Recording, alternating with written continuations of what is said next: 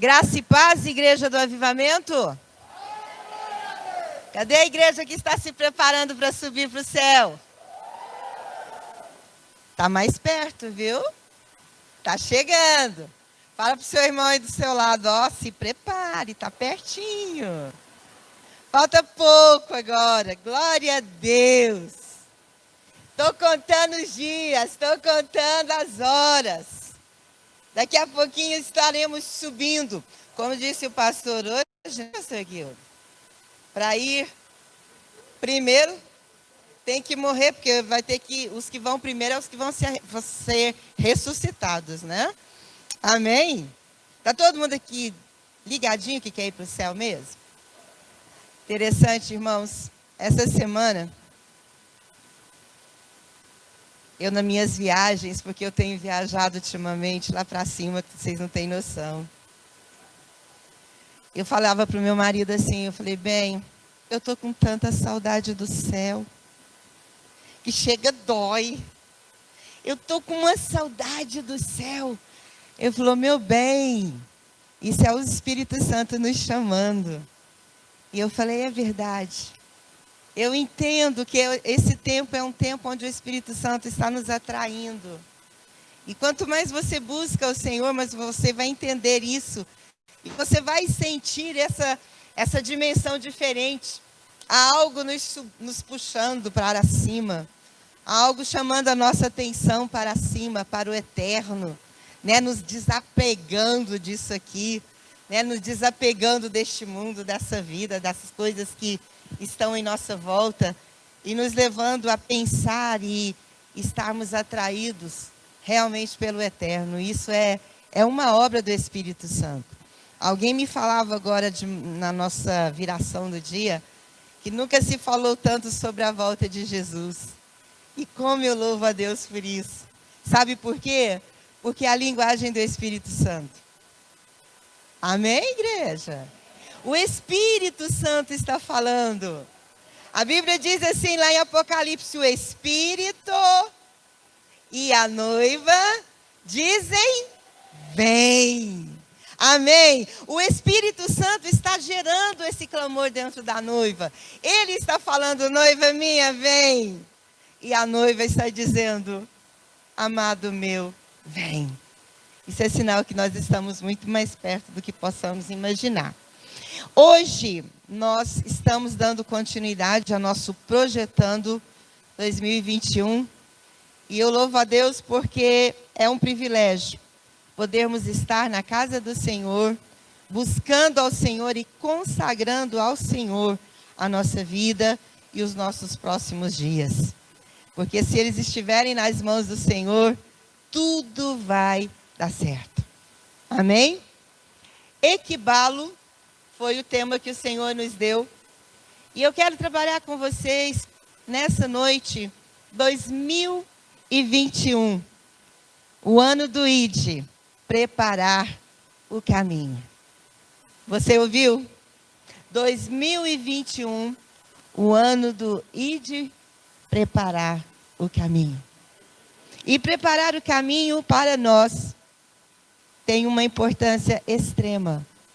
Significa vida ou morte. Preparar o caminho significa estarmos dentro da vontade do Senhor e vivermos o que Ele tem determinado para nós nesses próximos dias, ou, infelizmente, ficarmos para trás. E eu entendo que este não é o desejo de nenhum dos nossos irmãos aqui nessa noite. Amém? Então, eu quero dizer a você, antes de qualquer coisa, que nós estamos vivendo, sim, os últimos dias sobre a face da terra. Estamos vivendo dias que antecedem a volta do nosso Senhor, dias extremamente importantes, dias proféticos, onde nós precisamos estar bem atentos e principalmente alinhados com a palavra de Deus. Nós precisamos estar alinhados com o céu, alinhados com o que Deus está falando nesses dias, alinhado com o que Ele vai fazer nos próximos dias, porque nós precisamos estar nesse mesmo espírito, nessa mesma direção. Nós não vamos ler em primeiro lugar esse texto, mas em Ezequiel 36, o profeta, ele diz que ele recebeu da parte de Deus, a partir do versículo 24, depois se alguém quiser anotar e ler, Ezequiel 36, 24, ele tem uma visão daquilo que Deus vai fazer com relação à restauração. Ele tem uma visão gloriosa, Deus mostra para ele a obra de restauração de Israel, e ele fica extremamente maravilhado com essa visão. Mas, após o capítulo 36, tem o 37. E eu quero falar um pouquinho com você hoje sobre o capítulo 37. Sobre como trazer essa manifestação daquilo que Deus quer fazer no nosso meio. Como trazer a manifestação da palavra de Deus. Como a palavra de Deus ser manifesta em ação, em transformação e principalmente cumprindo aquilo que o Senhor determinou. Isso é importante demais para nós entendermos. Primeiro, o profeta entendeu qual era a vontade de Deus. Por isso que eu falo que precisamos estar alinhados com a palavra. Eu preciso estar alinhado com a vontade de Deus. Eu preciso entender o que Deus quer fazer nesse tempo. Eu preciso entender aonde eu estou e aonde o Senhor quer me levar. É importante eu entendermos esse tempo e esse processo. Porque se eu não entender aonde eu estou agora, aonde o Senhor quer me levar, o que o Senhor quer fazer nos próximos dias, se eu não entender isso, eu não vou viver este tempo tão precioso. Então, o profeta Ezequiel aqui, ele nos mostra claramente que, primeiramente, ele conheceu a vontade de Deus. Ele ficou entendendo qual era o plano geral de Deus. Deus tinha um sonho. Deus tinha um plano definido, restaurar o seu povo, que estava espalhado, que estava sem nação. E Deus queria trazer esse povo de volta e restaurar a sua história, restaurar a sua dignidade, restaurar a sua autoridade, restaurar o seu propósito eterno em Deus. Então, abra sua Bíblia comigo, Ezequiel capítulo 37. Pode soltar a primeira imagem aí. Uma imagem bonita, todo mundo vai gostar de ver.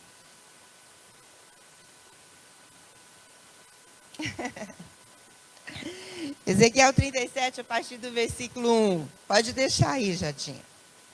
Veio sobre mim a mão do Senhor. Ele me levou pelo Espírito do Senhor e me deixou no meio de um vale que estava cheio de ossos. E me fez andar ao redor deles. Eram muito numerosos na superfície do vale e estavam sequíssimos. Então me perguntou: Filho do homem, acaso poderão reviver esses ossos? Respondi: Senhor Deus, tu o sabes. Disse-me ele: profetiza a esses ossos e diz-lhes: ossos secos, ouvi a palavra do Senhor. Assim diz o Senhor Deus a estes ossos: eis que farei entrar o Espírito em vós e vivereis. Porei tendões sobre vós, farei crescer carne sobre vós, também sobre vós estenderei pele, e porei em vós o Espírito e vivereis, e sabereis que eu sou o Senhor. Então profetizei segundo me fora ordenado. Enquanto eu profetizava, houve um ruído, um barulho de ossos que batiam contra ossos e se ajuntavam, cada osso ao seu osso. Olhei, e eis que havia tendões sobre eles, e cresceram as carnes, e se estendeu a pele sobre eles, mas não havia neles o Espírito.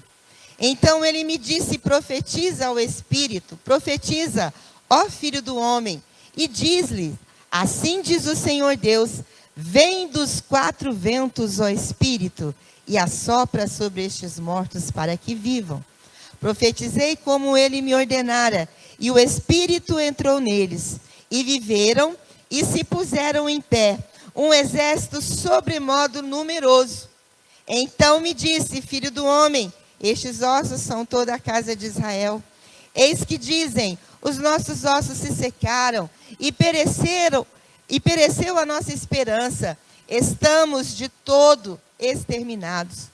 Portanto, profetiza e diz-lhes: assim diz o Senhor Deus: eis que abrirei a vossa sepultura e vos farei sair dela, ó povo meu, e vos trarei a terra de Israel. Sabereis que eu sou Senhor, quando eu abrir a vossa sepultura e vos fizer sair dela, ó povo meu.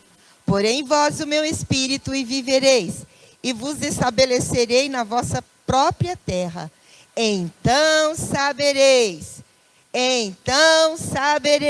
que eu, o Senhor, disse isso e o fiz, diz o Senhor. Amém? Glória a Deus. Estamos aqui diante de um quadro terrível de ser visto, não é mesmo? Um vale cheio de ossos. E dentro dessa visão nós podemos observar dois ângulos bem especiais. O primeiro, a visão propriamente dita de um vale. Uma situação de um povo que estava fora da vontade de Deus, um povo que estava mal alimentado, um povo desestruturado, um povo minguado, um povo sequíssimo. Tanto espiritualmente, nesse caso, como também naturalmente. Eles estavam de todos os lados, de ambos os lados, eles estavam sequíssimos. Esta é a primeira visão, ou é o primeiro ângulo dessa visão. Mas tem um segundo. O segundo ângulo da visão é que após Deus ordenar o profeta que ele profetizasse, a nação recebeu vida. Posso ouvir amém? A segunda parte aqui é: Deus mandou o profeta abrir a boca e profetizar. E quando o profeta assim o faz, vida acontece. Quando o profeta faz isso, a nação recebe vida. Isso é o início de um avivamento. Amém? Isso é um início tremendo de avivamento. Pode colocar a segunda imagem. Essa já é a segunda, né? A segunda. Mais pertinho ainda. Põe a terceira. Aqui nós estamos vendo já o profeta profetizando. Há um movimento. O vento do Espírito, a vida do Espírito já começou a se manifestar. E a grande pergunta é, né? O que é o avivamento? Avivamento é um despertar. Avivamento é um ressuscitar de mortos espirituais. Avivamento é tornar-se vivo. É acordar de um sono. Avivamento é realçar. É ter vigor. É realmente ser despertado de um estado de sonolência. Amém? O que não é avivamento? Avivamento não é a emoção. Avivamento também não é um movimento nem religioso e muito menos político. Não é algo produzido pela força humana. Não é algo produzido pelo esforço humano. É algo produzido única e exclusivamente pelo poder de Deus. Eu li um livro certa feita, já tem alguns anos, que o autor fala assim que o avivamento seria como você ser um grande e um exímio surfista. Você treina, você tem toda a sua experiência em surfar ondas. Você treina, você pode comprar as melhores os melhores como é que chama? Prancha. Meu Deus, é porque a especialidade aqui de surfar é grande, né? A experiência é grande, né, pastora Daiane? Você tem cara de alguém que já surfou. Já, né? Sabia. Então você pode comprar a melhor prancha que existe no mundo, a melhor de todas. Você pode treinar, se especializar em surfar, mas tem uma coisa que você não pode fazer. É impossível. que seria? Produzir a onda. Não tem jeito. A onda não tem como produzir. Temos que aguardar o momento que ela virá. E assim, estarmos prontos, com a prancha na mão, treinados para subir na onda. Então, essa é a nossa parte de nos preparar. Amém? Então, avivamento não é nada disso. Não é emoção, não é achar que eu vou produzir. Mas agora a gente precisa observar algumas coisas. O que impede que isso aconteça? A primeira coisa que eu enumerei aqui foi desobediência. É estar no lugar errado, fazendo a coisa errada. É estar fora de contexto. É estar não atento aos sinais, aquilo que Deus está nos falando e nos mostrando nesse tempo. É ignorarmos o que Deus está falando à sua igreja. O que impede o avivamento? A idolatria dentro da igreja. Pastora, idolatria dentro da igreja? O que é isso? Idolatria dentro da igreja. Tudo aquilo que assume, que ocupa o lugar na nossa vida, que é do Senhor, é idolatria. Seja o que for, pessoas, posições, títulos, profissões, diplomas, pessoas, parentes, líderes, seja o que for, que ocupar o lugar de Deus na nossa vida, ou seja, o primeiríssimo lugar, é idolatria. A idolatria nos rouba e nos impede de viver o avivamento. E a idolatria, ela gera já uma outra questão também. Falta de adoração. Falta de uma vida de adoração. Eu fico pensando, quem tem dificuldade para adorar o Senhor vai ter um problema sério no céu. Vai fazer o que lá? Você já parou para pensar nisso? Tem dificuldade para adorar a Deus, né? Louvado seja o Senhor, sábado passado nós ficamos aqui 6 horas. Que coisa fantástica que foi aquilo. Sem intervalo, a glória do Senhor aqui, a presença do Senhor aqui. E eu olhando aquilo tudo, falei, meu Deus, isso aqui já é um ensaio do céu. Já é um ensaio. Daqui a pouco a gente sobe e não tem mais dia, não tem mais noite, não tem mais intervalo. É impossível aquele que contempla o Senhor não adorar a Ele. É impossível. E no céu é adoração o tempo todo. Amém? O tempo todo. Então, se você ainda não está desenvolvido na adoração, mano, corre. Corre que ainda há tempo. Procura se especializar nisso, procura se dedicar a isso, porque você vai fazer isso só pela eternidade inteira. Amém? A eternidade inteira. Outra coisa que impede, né, o avivamento é aquilo que levou o povo a perder a sua intimidade com Deus. É a falta de relacionamento com Deus. Falta de buscar ao Senhor. Falta de uma vida de oração. Uma vida de intimidade com Deus. Isso impede de vivermos o avivamento. Com o afastamento da presença do Senhor, o povo imediatamente começa a procurar outros caminhos. Sempre vai ser assim. Quando nós nos afastamos do relacionamento com Deus, a gente começa a se envolver com outras coisas. E dessa maneira, como aconteceu com Israel, e não é diferente com a igreja, a nação começa a perecer quando se afasta de Deus. E começa a se secar, a se empobrecer espiritualmente. A ausência de Deus e da sua palavra, com essa ausência, o povo perde o contato com o céu. Quando nós nos afastamos do nosso relacionamento com Deus, nós perdemos contato com o céu. E isso é terrível, porque isso nos faz tornarmos pessoas naturais. a gente volta-se para este mundo e tudo que gira em nossa volta, tudo que nos interessa, tudo que nos importa é essa vida. Vivemos e nos movemos em relação, em buscar coisas para essa vida. E o eterno é esquecido. A falta de oração realmente é um grande problema, porque a oração é a chave do avivamento.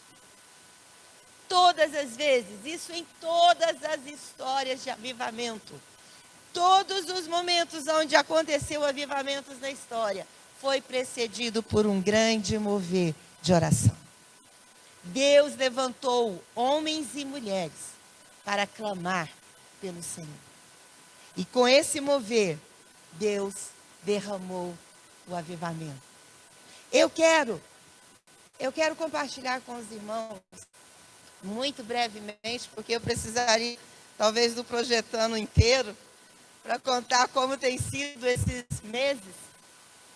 Quando estávamos para virar o ano passado para esse, o Senhor ministrou no meu coração que seria um ano muito difícil, um ano de muitas provas.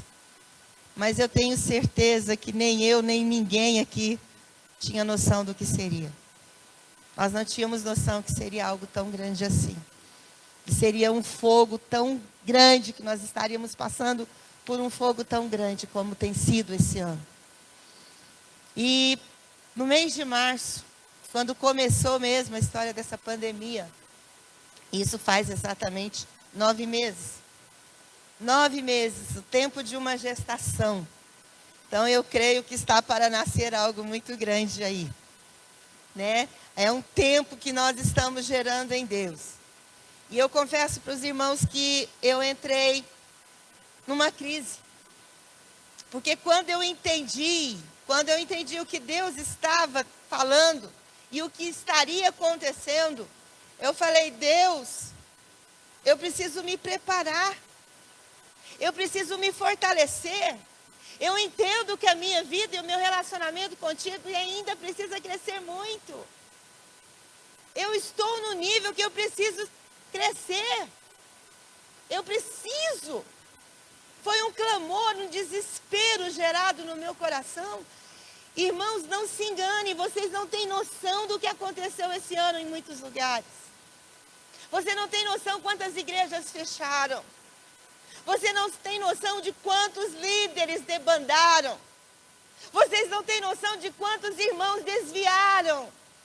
Vocês não têm noção de quantas pessoas abandonaram a fé. Isso é terrível. Isso é dolorido de se ouvir. Você tem noção do que é isso? Vidas que não estavam preparadas, vidas que estavam vivendo à margem, mas não tinha profundidade nenhuma em Deus.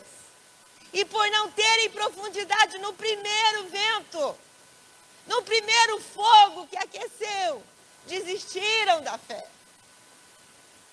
E quando eu entendi que era uma prova muito grande, eu falei: Senhor, nos ajude.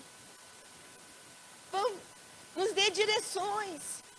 Quando o Senhor falou para mim: esse ano vai ser um ano de Páscoa, filha, você não está entendendo. Na Páscoa, Deus falou para mim: não é uma simples comemoração de Páscoa, não é um final de semana, não vai ser no domingo. O ano de 2020 é um ano de Páscoa.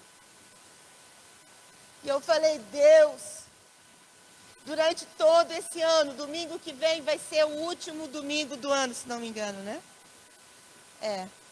Domingo que vem é o último. Todo esse ano eu me assento na mesa da minha casa. Tomamos o pão, o vinho, partimos a ceia, tomamos a ceia, tomamos posse do sangue de Jesus sobre os umbrais da nossa casa. Todas as semanas nós fazemos isso, porque Deus falou para nós: é um ano de Páscoa. É um ano onde o anjo vai estar passando. Ele vai estar passando em todo lugar. E vocês têm que entender que tem que estar debaixo do sangue do Cordeiro. Mas a grande notícia maravilhosa é que, se você olhar o calendário judaico das festas bíblicas, primeiro vem Páscoa. Depois da Páscoa tem uma que é tremenda. Pentecoste. 2021 vai ser o ano do Pentecostes, irmãos. Você está me ouvindo? Ano do Pentecoste, ano do derramar, ano do qual o Senhor vai encher a sua igreja. Vai vir lutas terríveis, vai, o fogo vai crescer mais, vai, a prova vai ser maior, vai, mas o Senhor vai superabundar do seu poder na vida da sua igreja. Vai superabundar. Aonde virá a luta, virá muito mais do poder de Deus sobre o seu povo. Depois de Pentecostes, tem a terceira festa. Uau! Qual que é a terceira festa? Qual que é, gente? Eu falei Páscoa, eu falei Pentecostes, qual é a terceira? Tabernáculos. Tabernáculos é o Senhor habitando conosco. Tabernáculo significa o avivamento, é a presença de Deus conosco.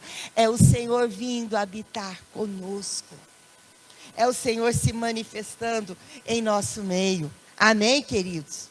Então eu confesso que eu estava nessa luta, entendendo os sinais, quando o Senhor falou de estarmos levantando movimentos de oração. Meu Deus, como eu louvo ao Senhor. Porque esses 9 meses, quantas vidas foram alcançadas através desse movimento? No Brasil, nós temos gente orando em grupos que nasceram no clamor da noiva em todas as regiões do Brasil. Temos gente orando no norte, no nordeste, no sudeste, no sul, no centro-oeste. Temos clamor da noiva do outro lado do oceano. Temos clamor da noiva em outros continentes, lá no final da terra. Deus levantando movimentos de oração para fortalecer o seu povo, para renovar o seu povo, para preparar o seu povo para esse tempo. Amém? Então, eu recebi do Senhor essa ordem e eu tenho que transmitir ela à igreja e aonde eu for. E a mensagem é: o nosso rei está chegando dentro de pouquíssimo tempo. Escuta bem. Tem gente perguntando, alguém perguntou para mim assim: pastora, mas e aí? Vou trabalhar, vou estudar, vou parar tudo? Eu falei: escuta, trabalha enquanto você pode. Vai chegar o dia que você não vai poder trabalhar mais. Enquanto você pode, trabalhe. Enquanto você pode, estude. Enquanto você pode, se prepare. E aonde você estiver, seja uma extensão do reino de Deus. Entenda que aonde o Senhor te levar, o Senhor te leva com um objetivo de fazê-lo conhecido, dele ser apresentado. Amém? Seu maior plano agora precisa ser só um: se preparar para encontrar com o seu noivo. Seu maior plano, seu maior projeto de vida para o ano de 2021 será preparar o caminho para a volta do Senhor. Por isso que é o ano do ID. É o ano onde o Senhor quer ser apresentado a este mundo caótico, a esse mundo desesperado, através da sua vida. Deus me mostrou claramente 3 aspectos mais importantes nessa construção. Eu volto a repetir, tem pessoas aqui que com certeza não devem ter me ouvido. Eu fui ao Rio de Janeiro mês de outubro, e no último dia do mês, eu estava voltando. E quando eu cheguei aqui no aeroporto de Santa Genoveva, quando o avião ainda ia aterrissar, lá de cima eu vi toda a pista preparada para a aterrissagem do avião. Uma pista enorme, marcada com luzes azuis. Ali naquela janela, o Espírito Santo falou para mim: filha, cada ato profético, cada clamor, cada ajuntamento, cada momento de busca intensa pela minha presença, é uma sinalização para que o avião possa pousar. É vocês demarcando o caminho e dizendo: estou preparado para a aterrissagem. Vocês estão dizendo para mim: pode vir, nós estamos aqui te aguardando. E eu louvo a Deus porque todos os dias algo tem acontecido. Deus tem levantado um povo. Eu tenho certeza que sábado passado muitas luzes foram acesas. E eu louvo a Deus porque isso aconteceu sábado passado, aconteceu domingo, está acontecendo todos os dias. À medida que eu e você nos dedicamos em buscar a Deus, em obedecer a Deus, as luzes dessa pista estão acendendo. Estamos sinalizando para o nosso amado que nós o queremos, que nós o desejamos e que nós estamos preparando o campo, a pista para o pouso. Eu louvo a Deus e nós temos entendido que como somos parte de um reino celestial, de um reino eterno, a nossa linguagem ela é completamente diferente do que este reino humano pode nos dar. E eu falei que eu sou uma mulher muito sonhadora. Eu vivo sonhando. E eu sonho muito com as coisas eternas. E com relação a essa terra, eu fico sonhando coisas que nós oramos tanto: Senhor, vem o teu reino. Mas o reino de Deus só vem quando a gente abre mão do nosso. A gente fala: Senhor, vem o teu reino, mas a nossa linguagem ainda não é a linguagem do reino eterno, é a linguagem do reino deste mundo. Muitas vezes nós nos apegamos às culturas deste mundo e esquecemos que o nosso reino tem a cultura dele, a cultura celestial. No próximo dia 25, para mim vai ser uma prova e eu espero que eu fique aqui dançando de alegria. Porque dia 25, nós sabemos, não é o aniversário do nascimento de Jesus. Mas o que tem de errado nós pegarmos esse feriado e oferecermos um tributo a ele, de adoração? Essa seria a linguagem certa. O mundo está comemorando os comes e bebes, porque Natal é isso. É manjar, é banquete, é presentes, é dar e ganhar, mas não se lembra que seria aniversário de alguém. Ninguém lembra do aniversariante. Mas, que tal a gente pegar essa data e adorar o Senhor? A Bíblia fala de 3 reis magos que viajaram quilômetros e quilômetros, porque eles entenderam que o Rei dos Reis iria nascer. E eles foram lá adorar o Senhor. Será que o Senhor tem quem quer adorá-lo aqui? Amém? Quem quer marcar? Então, vamos rapidamente aqui ver os aspectos importantes nesse tempo de marcar. 2021 é tempo de prepararmos o caminho. Como vamos fazer isso? Primeiro, profetizar. Deus nos deu autoridade. E nós precisamos entender que, alinhados com a palavra de Deus, todos os dias eu vou ter que liberar a palavra de Deus. E nada mais. E nada menos. O que Deus fala é o que eu vou falar. Eu vou proclamar a vontade de Deus. Eu vou proclamar as promessas de Deus. Eu vou proclamar o que Deus está falando nesses dias. A maior profecia que existe na nova aliança. Você já parou para pensar? O Velho Testamento está lá cheio de profecias, todas apontando para algo. Mas na nova aliança, a maior profecia que existe, não tem outra maior do que essa, é que Jesus está vivo e que ele vai voltar. Esta é a maior profecia de todos os tempos. E essa palavra tem que estar nos nossos lábios. Quando você pisar nessa terra nova que é 2021, entre nela entendendo e declarando a sua vitória em Cristo Jesus. Declare, você vai ser muito mais fortalecido. Declare, você vai ter maiores experiências com Deus. Você terá maiores revelações. Você será cheio do poder de Deus. Você será cheio de entendimento, de conhecimento do Senhor. Declara que a sua fé vai crescer. Declara que você vai mais fundo. Você vai mergulhar mais fundo. Para você vai entrar de um jeito, mas você vai sair muito maior. Porque esta é a vontade do Pai. Entre este ano declarando, eu viverei o melhor do Senhor, eu viverei o avivamento. Eu e a minha casa vamos viver o avivamento do Senhor. Eu e a minha casa vamos viver em intimidade com Deus. Amém. Profetizar. Outra coisa. Tenha uma vida comprometida com oração. Amada, coloca aí para mim, Apocalipse 8, 3 a 5.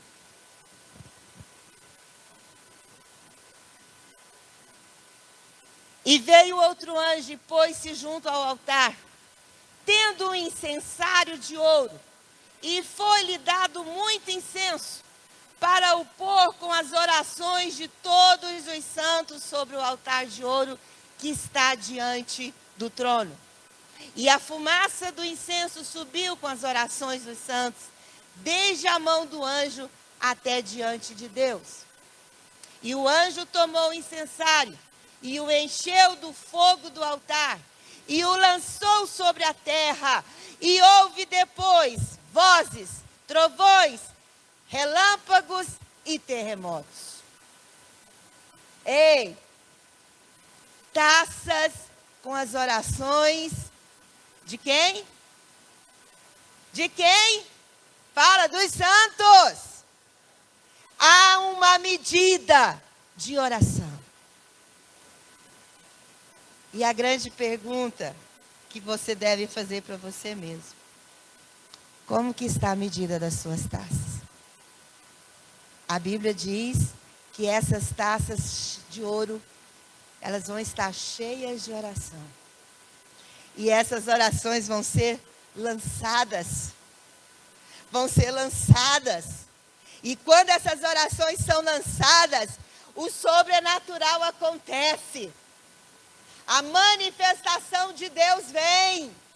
Deus responde. Queremos avivamento? Profetiza. Segundo, oração. E como é triste ver a falta de interesse de muitos por oração. Como é triste ver a falta de perseverança. Quantos desistem? Quantos não se envolvem? Quantos não se comprometem? E se esquecem desse princípio. As taças de ouro precisam estar cheias. Há uma medida para a oração. Amém? Outra coisa importante nessa preparação do caminho: adoração. Não uma expressão física apenas, não palavras apenas, não meras canções uma vez por semana na igreja. Adoração, um estilo de vida. Um estilo de vida, um viver diário prostrado na presença de Deus. Um viver diário diante da face do Senhor. Isso é vida de adoração. É saber que aonde eu estiver, seja onde for, Ele está comigo e Ele merece ser reverenciado. Ele merece ser adorado, porque só Ele é Deus. Amém? Então, profetizar, ponha na sua cabeça isso. Fala, Senhor, põe guarda nos meus lábios. Não permita que eu entre esse ano e que eu passe um dia deste ano sequer liberando palavras de morte, porque há autoridade nos nossos lábios. Vida ou morte, nós vamos colher como fruto dos nossos lábios. Se queremos vida, vamos ter que declarar a vida. Se queremos vida de Deus em nós, nós não podemos dar a nossa boca para que o inimigo a use. Vida, nós vamos ter se liberarmos a palavra de Deus. E nós não podemos colher maldição se estivermos liberando a vida de Deus. Amém, queridos? Então, a nossa responsabilidade maior aqui é o quê? Encher as taças de ouro de oração. É sermos boca profética de Deus, anunciando o regresso do nosso Senhor. É termos uma vida de oração. Eu gostaria, meu amor, põe a última imagem, por favor. Depois de fazermos, depois de obedecermos, depois de profetizarmos, depois de enchermos as taças, depois de termos uma vida de adoração, nós vamos fazer parte de um exército que não tem fim, de um exército glorioso que reinará sobre a terra, um exército pronto para governar, porque é para isso que o Senhor está nos treinando, é para isso que o Senhor está nos preparando, é para governarmos com Ele. E isso não é um dia, é por toda a eternidade. E eu vou pedir a você que preste atenção, porque eu vou terminar mostrando para você que o avivamento é uma realidade para nós. É promessa de Deus. O arrebatamento está perto. E Deus vai trazer, antes desse dia, um derramar tremendo sobre a sua igreja. Amém? Vamos lá, rapidamente. Oséias 10, 12. Vamos ler alguns textos para a gente terminar. Oséias capítulo 10, versículo 12. Semeai para vós em justiça, ceifai segundo a misericórdia, lavrai o campo de lavoura, porque é tempo de buscar ao Senhor, até que venha e chova a justiça sobre nós. Amém. Tempo de quê? Fala para o seu irmão, é tempo de buscar o Senhor. E a promessa do Senhor é, se buscarmos o Senhor, Ele vai vir. É tempo de prepararmos o campo. Tem uma versão que não é essa, que fala, arai o campo de pouso. Achei tremendo esse texto. Olha lá, preparar o campo de pouso. Outro texto que eu quero que você preste atenção, mas antes disso, vamos falar do arrebatamento. O arrebatamento é uma realidade. Ele é uma realidade, uma promessa para o seu povo, para o povo de Deus. Podemos ver isso na palavra de Deus. O dilúvio só veio quando?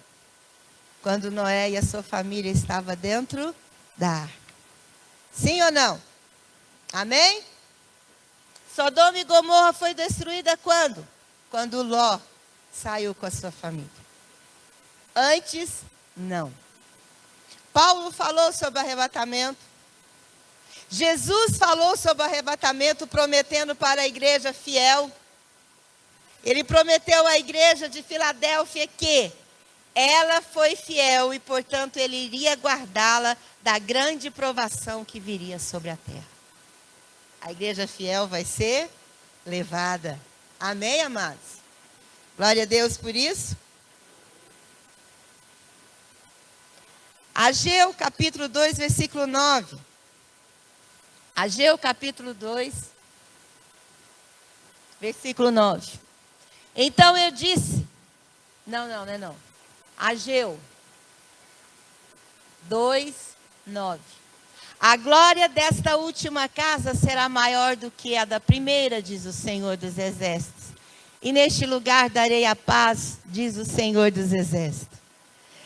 Sabe, o Senhor falava para mim, filha, a primeira casa aqui é o templo. Mas a segunda casa não é um templo físico. A segunda casa é o templo do Senhor, que somos nós, a sua igreja. A glória da segunda casa será muito maior do que a primeira. Provérbios 6:31. Eu estou terminando, irmãos. 6:31. Pois este, quando encontrado, pagará 7 vezes tanto, entregará todos os bens da sua casa. Aqui esse texto fala que o ladrão, quando ele é pego roubando, ele vai ter que devolver, e devolver 7 vezes mais. Eu pergunto, a igreja do Senhor tem sido roubada nesse tempo? Sim ou não? Sim ou não, igreja? Pois a palavra de Deus nos garante que a devolução vai ser 7 vezes mais. 7 vezes mais. Para cada vida que foi levada, o mínimo que vai ser devolvido vai ser 7. Glória a Deus, igreja. Para cada perda, para cada roubo, o mínimo vai ser 7 vezes mais que o Senhor vai nos dar nos últimos dias. Deuteronômio 28:7. O inimigo que se levantar contra a igreja vai fugir. O Senhor fará com que sejam derrotados na tua presença os inimigos que se levantarem contra ti. Por um caminho sairão contra ti, mas por 7 caminhos fugirão da sua presença. Isso é para quem anda na presença do Senhor. Isso é para quem anda em intimidade com Deus. Isso é Deus nos mostrando na sua palavra que vai sim vir uma grande recompensa para o seu povo. Eclesiastes 7:8. Eu gosto demais desse texto. Eu amo esse texto. Melhor é o fim das coisas do que o seu princípio. Melhor é o paciente do que o arrogante. Melhor é o começo do que o fim. Atos foi tremenda. Amém. Foi o começo da igreja. A palavra do Senhor me garante que o final da igreja vai ser maior ainda. O final da igreja vai ser muito maior em glória, em poder, em majestade da parte do Senhor operando no nosso meio. É promessa da palavra de Deus. Interessante, não precisa colocar não, mas lá em João capítulo 2, o melhor vinho ficou para o final. Vinho é alegria, fala da presença de Deus, fala do manifestar da presença do Senhor na nossa vida. Amém? Amém mesmo, igreja? A igreja vai encerrar a sua história na terra gloriosa, porque ela vai se casar com o Rei dos Reis. Fica de pé, por favor. Este é o desejo do coração de Deus para nós nesses dias. Que nós olhemos para o próximo ano, que está ali, já está ali na esquina. Que nós olhemos como um desafio de Deus para sermos esses instrumentos de preparação para o caminho.